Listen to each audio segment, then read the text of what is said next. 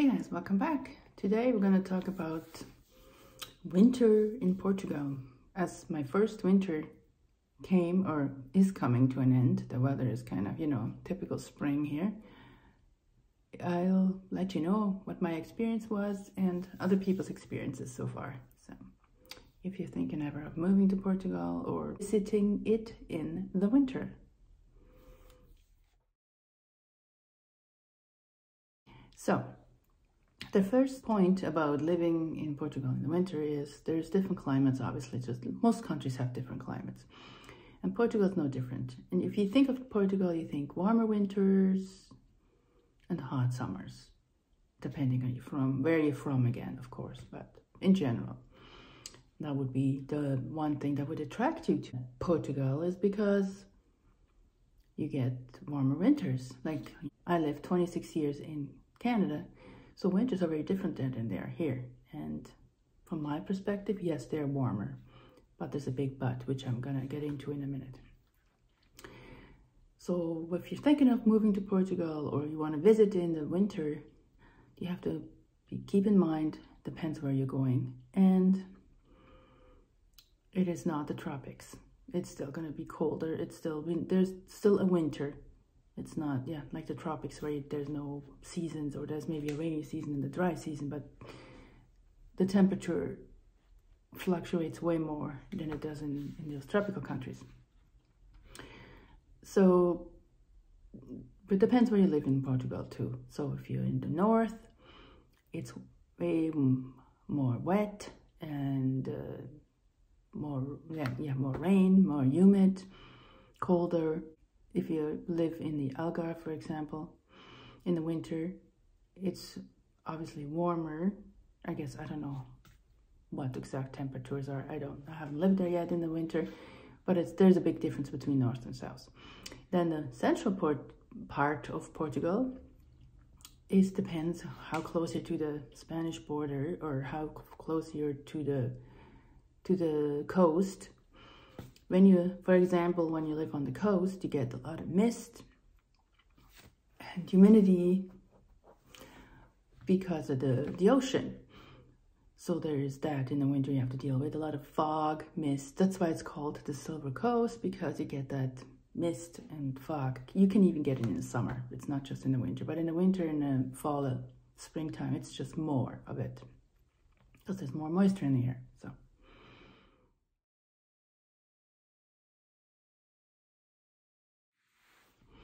So because all these things are plugged in, use electricity, and Portugal is unfortunately one of the countries that electricity is pretty expensive, unfortunately. And I think some other countries are not. I don't know why.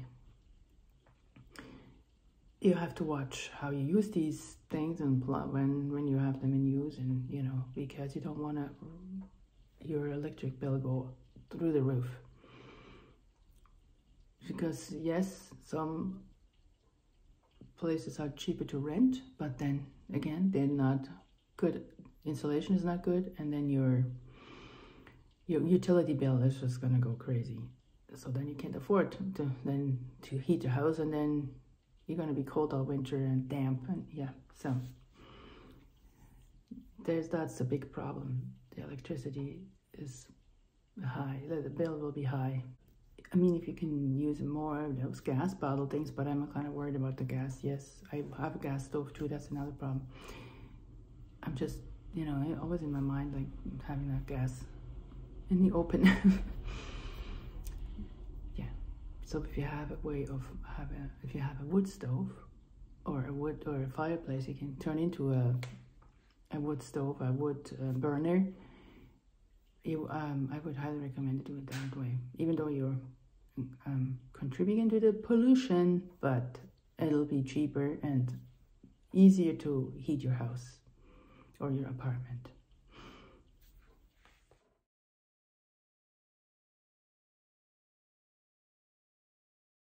So because of the climate, it's going to be colder inside and outside most of the time, even in the winter. You need to dress in layers when you go outside. Like I said, sometimes the sun is out for half an hour, then it goes away again, and then it's cold. So make sure you dress in layers. You don't need a super hot, warm jacket. You don't need the Canada Goose, you know, minus 40 degrees jacket, but you need a light winter jacket. It's like I have a puffer jacket. It's a coat, which kept me warm most of the time, and I just put a thicker sweater underneath, and a scarf, and gloves. Sometimes you could use gloves, and a hat. I usually had a toucan or a hat to keep my head warm.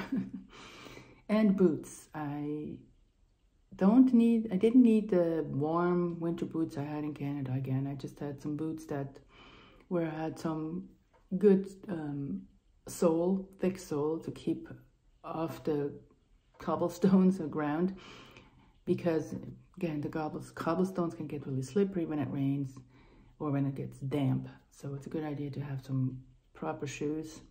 I don't know, some of these Portuguese ladies, I don't know how they get around without falling on their, you know what. I'd rather be safe than sorry, so I don't have high heels or anything like that walking on those cobblestones, because that's another thing. There's cobblestones everywhere, even if you live in a small town. So warm clothing, but not like Canada or Arctic clothing. Just make sure you layer. And you can't walk around in shorts, even though there's some crazy people that do that, but, you know, I wouldn't recommend it.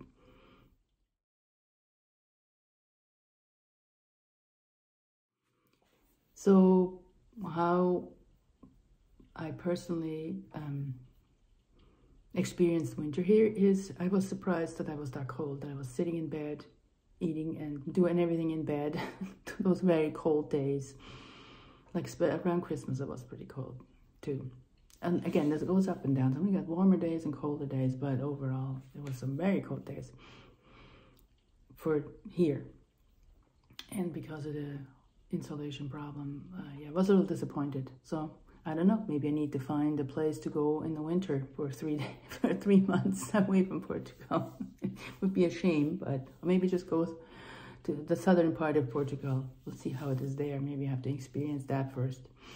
That'll be a big influence on me trying to buy property at some point, to see where the place is, you know, that suits me the most. All the times of the year, maybe like closer to the coast, yes, but I know there's some people have said they had like green algae growing on their shoes and stuff like that, but again, it probably wasn't properly, they didn't get rid of the moisture in their house. And it was really badly insulated, sorry. So, you know, that you have to take that with a grain of salt. Not everybody does the proper things to keep a house and keep a, you know. So, yeah. Anyway, I was a little surprised and shocked how cold it is, because I listened to the YouTube videos and I read some articles, but, you know, if you don't experience it yourself, you don't know. And so, you know, watching something like this that actually tells you how it is is a good idea.